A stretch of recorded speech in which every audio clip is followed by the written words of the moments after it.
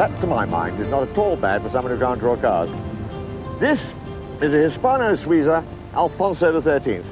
Good old Alfonso, King of Spain, owned several Hispano Suizas, and this model, built in 1912, was named after him, which in my view is a deal more distinguished than having a pub named after you. What I shall now be putting in the background, because nothing could be more apt, is this glorious hotel in the middle of Madrid.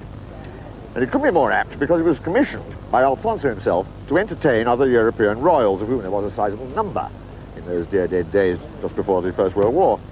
It's an embarrassment of riches. I mean, there are some 40 Hispano Suizas parked out here, creating possibly the world's most glamorous car park.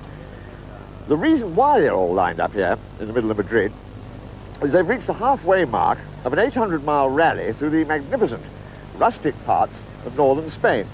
They're about to take part in the Concours d'Elegance, hence the tie and the blazer. We're here to tell you the fascinating story of the Hispano Suiza and that rare and mildly eccentric breed who still drive them.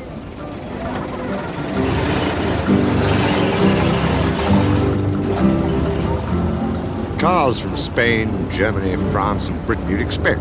But among the entrants, there were also Hispano Suiza enthusiasts from the USA, Mexico, Australia, South Africa, even Argentina. Oh, you knew that? Nice to see you here. How are you? Nice to see you. Just arrived? We just arrived. Flooding into the port of Santander, the vehicles represented a production run of over 30 years, from the vast limousines and glamorous touring cars of the 30s back to the very first pre-World War I Alfonso races.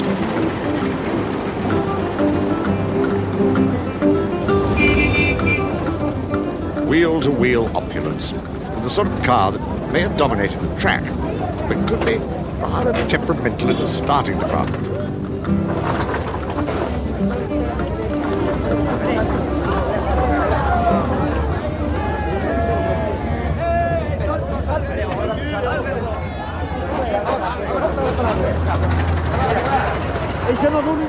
From the off, on Spain's northern coast, the rally route will be a stern test of elderly, fragile, and in many cases almost priceless machinery. Winding across some of the country's most rugged terrain, but with overnight stops at some magnificent paradors, the cars were headed for Madrid's Ritz Hotel. There they would commemorate its 80th anniversary, and after appropriate pauses for celebration, return to the coast.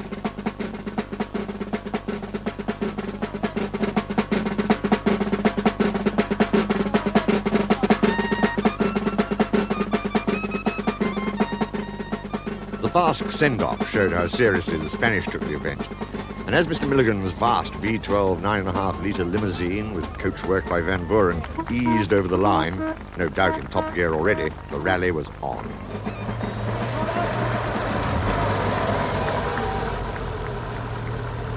Senor Quintana is more used to being behind the wheel of a Testarossa. He's the main distributor of Ferraris in Spain. But now with his 1912 racer well and truly fired up, he too is away on a journey that will be something of a tribute to the life's work of one brilliant man, Marc Burkert. Burkert, a young Swiss engineer, arrived in Spain in 1899 and was soon involved in the embryonic car industry. The Hispano Suiza company was formed in 1904 with Burkert as chief engineer, and this very early 14-horsepower model drew on his early experiences. In 1909, urged on by the young King Alfonso of Spain, he built a new 4-cylinder engine for the car. The following year, with a bigger engine, his star driver Zuccarelli won a prestigious coupe at Boulogne. The king, who was said to drive like a cannonball in a cloud of smoke, was delighted and gave his name to a new model, the famous Alfonso XIII, according to some authorities, the world's first true sports car. After the introduction of the Alfonso, Hispano's reputation for quality and elegance grew, and sales multiplied. By now, Burkert, totally dedicated to his work, had moved the company to a new factory in Spain and had opened a branch factory in Paris. The cars had become the darlings of the international set.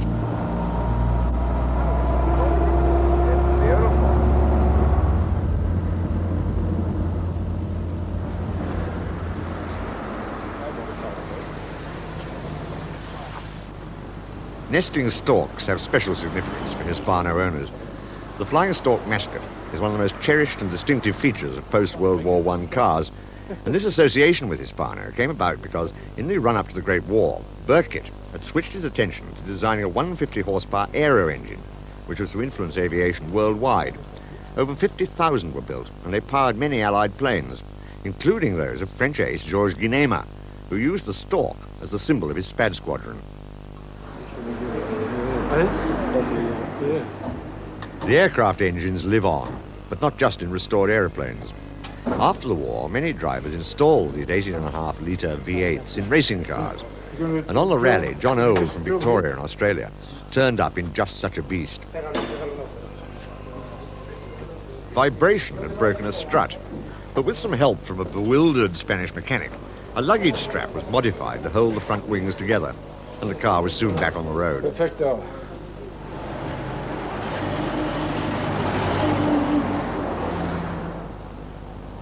John revels in speed. He flies aeroplanes, he bought 2 Spad fighters while in Spain, and drives regularly in vintage car rallies. This fearsome car, straight out of Chitty Chitty Bang Bang, is so fast he could afford to leave a couple of hours behind everyone else and still be first in the bar in the evenings.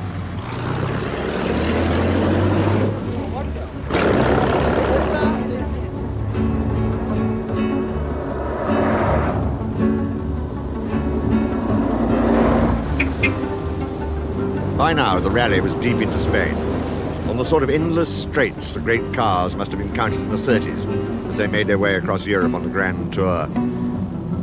Ah, great days. But there were casualties. Roy Middleton.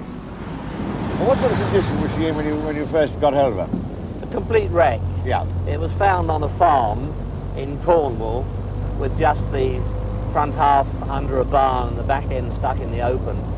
The engine and gearbox was out and in boxes, and it looked a very sorry state. Yeah. In fact, I think it was the day I brought it home was our first divorce.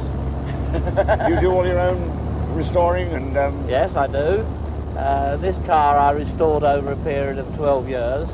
I have a chap comes in and helps me about 2 days a week, 2 or 3 days a week, and we do as much as we can in-house, machining of new parts, and most of the parts that wear out are the spare parts are worn out. Yeah. So you have to have them made, and most people go to a small engineering shop who specialise in one-offs and have the part made for them. Is this the largest number of them you've seen gathered together in one spot? I think it's the largest number anybody has ever seen gathered together in one spot. Oh yes, this is a fantastic gathering.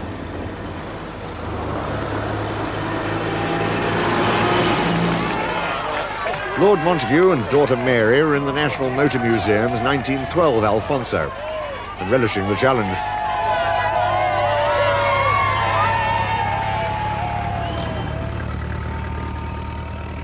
With its long-stroke 4-cylinder 3.5-litre engine, the car is still capable of over 65 miles an hour, or perhaps not. I mean, there was still half the rally to go. But as the gradient steepened out in the mountains, some of the cars were beginning to feel the strain. An H6 racer driven by Philippe Louton from France had already lost its engine, and he and his wife were forced to spend the rest of the rally as passengers.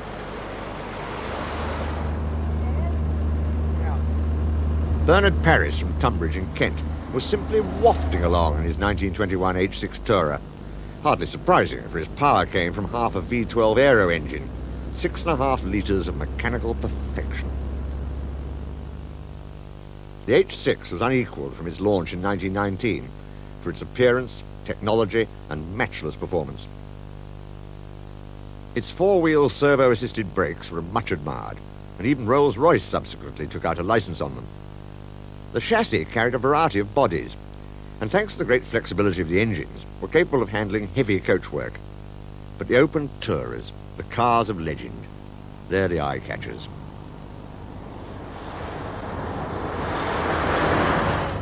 This is a 1922 boat-deck torpedo body from Henri Labourdette, just one of the top coach builders who joined forces with Hispano to turn out some of the world's most elegant and occasionally outrageous designs.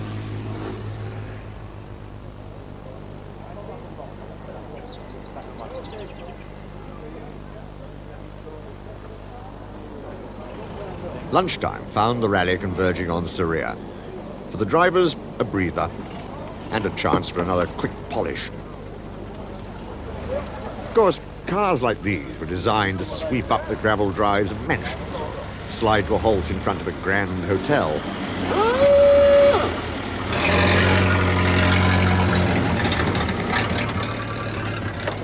The extreme flexibility of the engine can be easily demonstrated, and Louis Lescure derived much pleasure from watching people's faces as he just lifted the compression lever and let the magnificently maintained heart of his car tick over happily at under 100 revs per minute.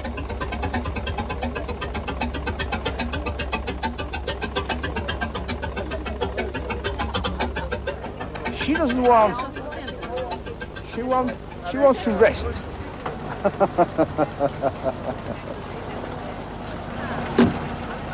But there's no rest for the ever-faithful band of pushers. The Quintanos are off again, and having a bit more luck as they set off with the rest of the convoy for Sigüenza than Tim Hewison, whose H6's pinion bearing had seized. The car was now on board the Grua, a backup truck trailing the rest of this exotic fleet. Lieutenant Commander Morin Scott, raconteur and former Hispano racer. I had all mine in the 50s. My first one I bought for £45, the next two for £100, and the last one for £25. And then something went wrong, and I emigrated to Jamaica, and I ran out of money in crown wheel and pinions at the same time, and so I sold it for enough money to buy an Austin Princess and a Jeep, you know, even though it wouldn't go.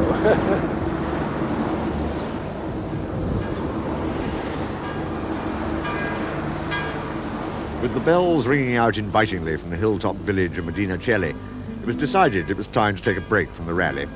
The redoubtable commander, accompanied by the car's owner John Howell and society journalist Meredith Etherington Smith, just wandered contentedly. It must be siesta time, after which the commander, by his own admission, tends not to drive. It's like that, but it is like the other world, isn't it? Palazzo de las Duques de Medina. It's just it's a ducal palace. Time to move on, and time to muse on the homecoming of this most prestigious mark. You know, there's some pleasure in owning probably the finest motor car that's ever been made. The finest design, the best workmanship, everything that they did. I mean, in those days, it wasn't a question of throwing the thing together in a factory. They weathered the castings for 2 years before they actually machined them, that sort of thing, you know. Nobody can afford to do that today. They were not cheap. A chassis in the 20s cost about £2,500. You took it to a bodybuilder, and he would charge you about £1,500 to put a body on. So that was about £4,000. And after all, in those days you could buy a very nice house for £1,000, which today would perhaps cost you £100,000. So you're talking of the equivalent of £400,000 in today's money.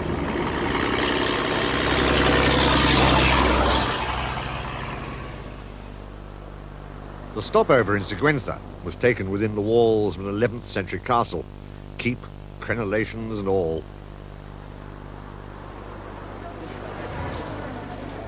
The locals had breached the portcullis and were swarming enthusiastically around this unlikely display, to the consternation of their proud owners.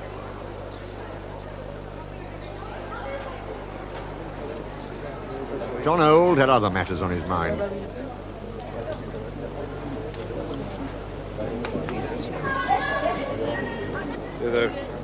These engines, the aircraft engines, were made just for sort of constant speed, not on, off, on, off. And when you take the foot off, it gets a load of oil and just fouls up the plugs every now and again. Just if you can get a decent burst, it'll come clean. But we're going into Madrid tomorrow, so I thought I'll give them a clean. There's 16 of them to do, that's the only thing.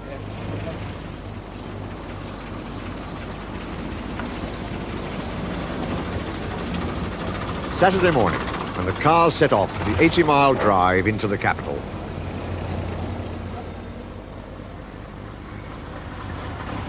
Most of the older cars were surviving remarkably well, but the Quintano's Alfonso, unrestored, let's be fair, had run into a number of mechanical problems.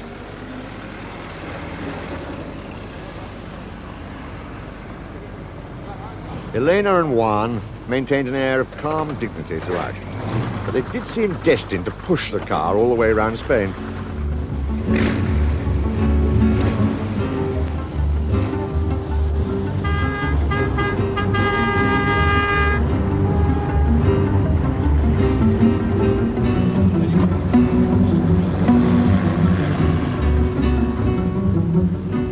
On the outskirts of Madrid, I'd hitched a lift with Jean-Paul Dubroca, who's a pilot for Air France. Do you find this more relaxing than piloting a 747? Yes. Well, anyway, I'm never stressed. How old is she? This is from 1921. Beautiful. And designed by a boat builder, I think. when was this? Yes, it's about like a boat. Yeah. Was that done originally, or was it? Yes. Completely original. Yeah. So somebody obviously enjoyed boating. And it was restored to original condition. Yeah. Exactly the same color, everything is original. With a police escort that tended to err more to enthusiasm than expertise, we made our grand entrance into the city. So that we didn't get lost, we hung on enthusiastically to the car ahead, and many a red light passed imprudently behind us.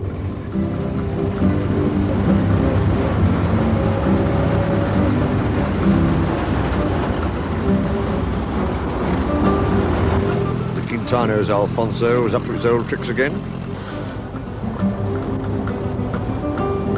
But they were determined not to be denied.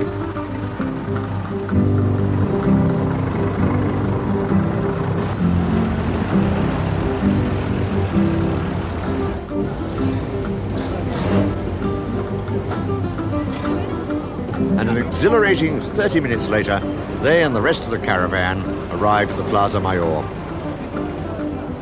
Who says the rain in Spain stays mainly on the plain?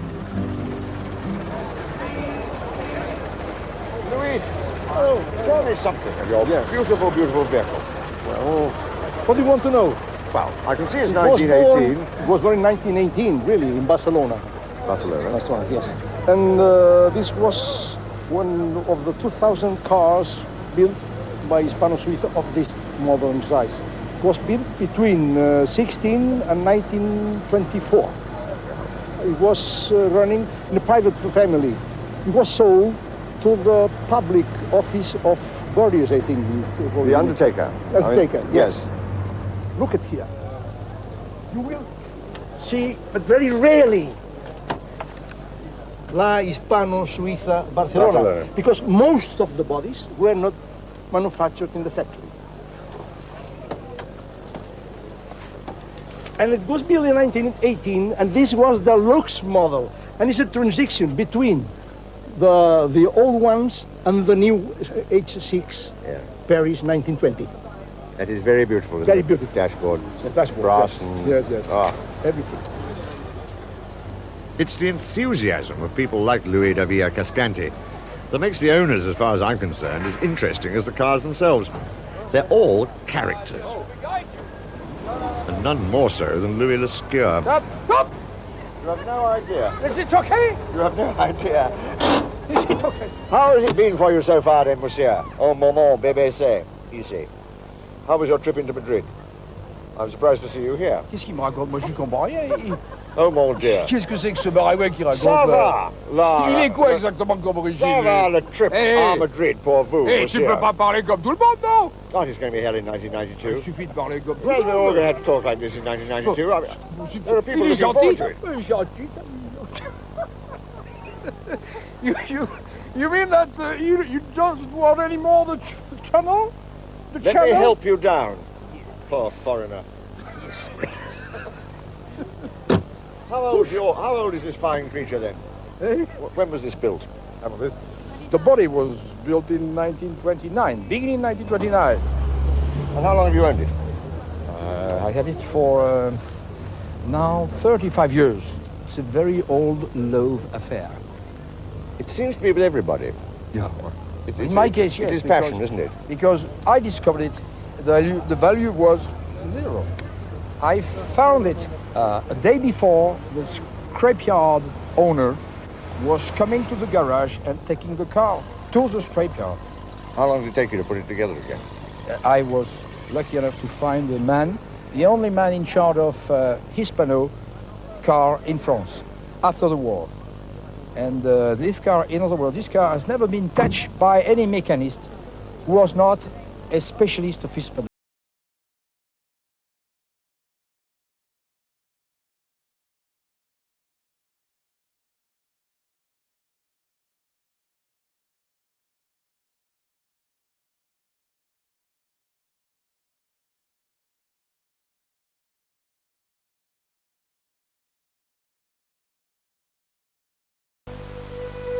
Sunday, for the majority of the inhabitants of this elegant and historic city, is traditionally a day of rest. But for the patrons of the Hotel Ritz, it's the day of the Concours d'Elegance, and from early morning, polishing and preening were very much in evidence.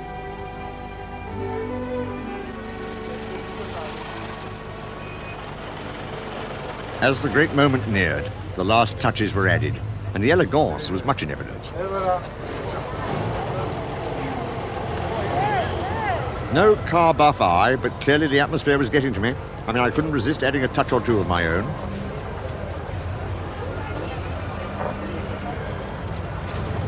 The excitement mounted, but for some, the tension was obviously starting to show.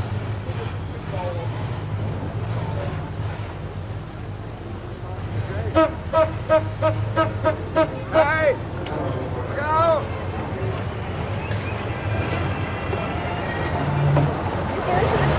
And you smile for about 15 seconds. 15 seconds, you look at your watch, and then you move on round, which is telling you exactly what you know. Lovely. A few final instructions and the Concours was underway. This 1906 T3040 Tourer was the oldest car in the event.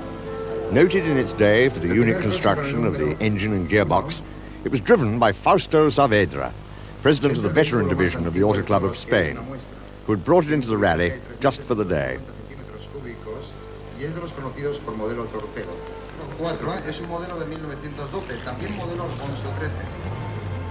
So now there were 40 cars and over 80 passengers, all fully entering into the spirit of the thing and putting on the Ritz.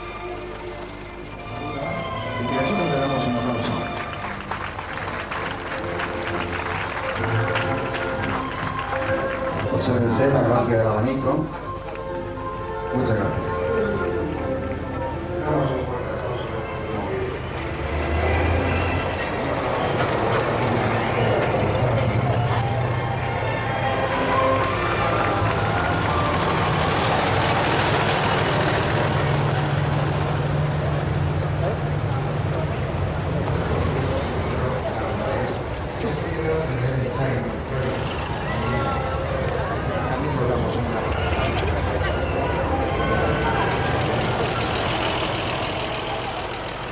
The winner of the Concours was finally judged to be Jim Hull from Los Angeles in the US of A. The co-owner is exotic 1935 Cabriolet. Beautifully appointed in every way.